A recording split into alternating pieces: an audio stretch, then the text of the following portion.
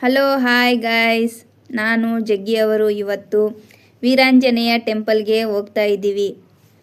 ಇದು ನನ್ನ ಮೊದಲನೇ ಲಾಗ್. ಎಲ್ರಿಗೂ ಇಷ್ಟ ಆದರೆ ಸಪೋರ್ಟ್ ಮಾಡಿ ನಮಗೆ. ಹಂಗೆ ಅವರು ಹೆಲ್ಮೆಟನ್ನು ಧರಿಸ್ಕೊಂಡಿದ್ದೇವೆ, ಯಾಕಂದರೆ ನಮ್ಮ ಸುರಕ್ಷತೆಯನ್ನು ನಾವೇ ಕಾಪಾಡ್ಕೊಳ್ಳಬೇಕಲ್ವ ಈ ಬೆಂಗಳೂರಲ್ಲಿ. ಹಂಗೆ ಹೇಳುತ್ತಾನೆ ಬಂದುಬಿಡ್ತು ನಮ್ಮ ವೀರಾಂಜನೇಯ ಟೆಂಪಲ್ಲು. ವೀರಾಂಜನೇಯ ಟೆಂಪಲ್ ಹೇಳಬೇಕಂದ್ರೆ ತುಂಬ ಚೆನ್ನಾಗಿದೆ. ನಾನೆಲ್ಲ ತೋರಿಸ್ತೀನಿ ಬನ್ನಿ. ನೋಡಿ, ಜಗ್ಗಿಯವರು ಬೈಕ್ ಪಾರ್ಕ್ ಮಾಡ್ತಾ ಇದ್ದಾರೆ. ಪಾರ್ಕ್ ಮಾಡಿ ಕೂಡಲೇ ಇಬ್ಬರು ವೀರಾಂಜನೇಯ ಟೆಂಪಲ್ಗೆ ಹೋಗ್ತಾ ಇದ್ದೀವಿ. ನೋಡಿ, ಹಾಗೆ ನೋಡಿ ಇಲ್ಲಿ ಪುಟ್ಟ ಪುಟ್ಟ ಮಕ್ಕಳುಗಳೆಲ್ಲ ಕಾಣ್ತಾ ಇದ್ದಾರೆ. ಪ್ರವಾಸಕ್ಕಾಗಿ ಬಂದಿದ್ದಾರೆ ನಮ್ಮ ವೀರಾಂಜನೇಯ ಟೆಂಪಲ್ಗೆ.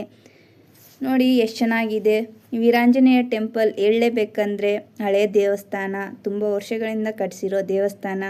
ಹಾಗೆ ನೋಡಿ ಅಲ್ಲಿ ನಮ್ಮ ಜಗ್ಗಿಯವರು ಹೋಗ್ತಾ ಇದ್ದಾರೆ.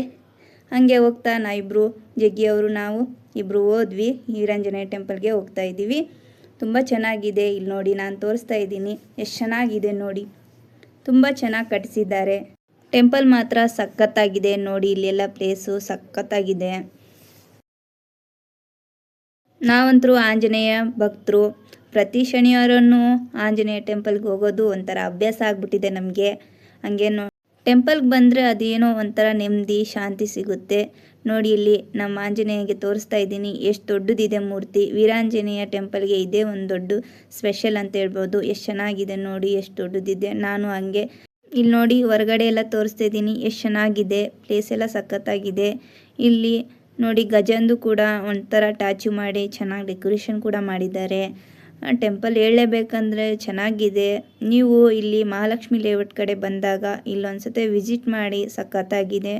ನೋಡಿ ಇಲ್ಲಿ ಶಿವಲಿಂಗ ಕೂಡ ಇಟ್ಟು ಒಂಥರ ಏನೋ ಡೆಕೋರೇಷನ್ ಮಾಡಿ, ನೀರೆಲ್ಲ ಅಂದರೆ ನೀರು ಬಿಡ್ತಾ ಇರ್ತಾರೆ. ನೀರು ಬಿಟ್ಟಾಗ ಸಖತ್ತಾಗಿ ಕಾಣ್ತೈತೆ. ಇವಾಗ ಸದ್ಯಕ್ಕೆ ನೀರು ಬಿಟ್ಟಿಲ್ಲ, ಹಂಗೆ ಬಂದಿದ್ದೀವಲ್ಲ ತೋರಿಸ್ತಾ ಇದ್ದೀವಿ. ಕೊನೆಗೆ ನಾನು ಜಗ್ಗಿಯವರು ಕೊನೆಗೆ ಫೋಟೋ ತಕ್ಕೊಂಡು ಹಾಗೆ ಹೋಗ್ತಾ ಇರುವಾಗ ವಿಧಾನಸೌಧನೂ ಕಾಣ್ತು, ಅದನ್ನು ನೋಡಿದ್ವಿ. ನೋಡಿ ನಿಮಗೂ ತೋರಿಸ್ತಾ ಇದ್ದೀನಿ ಎಷ್ಟು ಚೆನ್ನಾಗಿದೆ ವಿಧಾನಸೌಧ.